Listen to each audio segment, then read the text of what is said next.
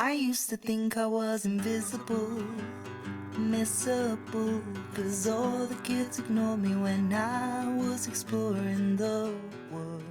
I started TikTok, I think, in about October 2019.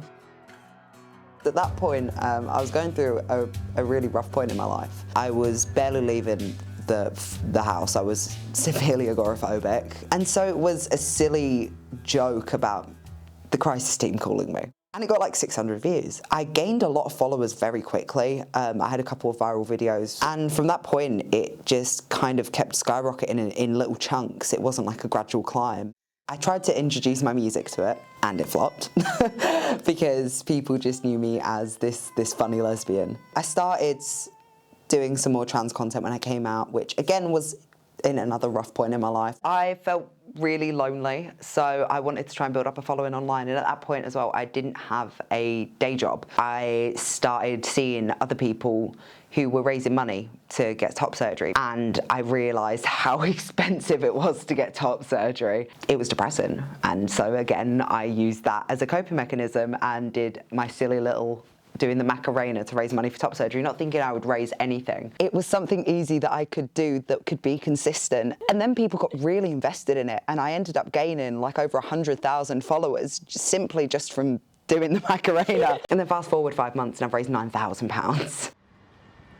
It was such a weird experience to raise the money the way I did. It being so bittersweet to raise like £9,000, which is a ridiculous amount of money, and then realising that I had to raise that money to do something which saved my life. It's so strange to be eternally grateful for people rallying around for me to get a procedure, but then also feeling entirely helpless on behalf of the community. In the first day of doing Invincible, I think we got like 7,000 streams just on like the main version of the song. And then on the day of the release, I got over 200 messages from kids like 14 years old who were like, I listened to your song, I found your page, I came out to my parents because of you. I started to GoFundMe because of you. I decided to start raising money for life-saving surgeries because of you. Like, I've listened to your song for an hour because I relate to it so much. Like, I don't feel as alone. It feels amazing because it feels like the thing that I set out to do is actually a reality.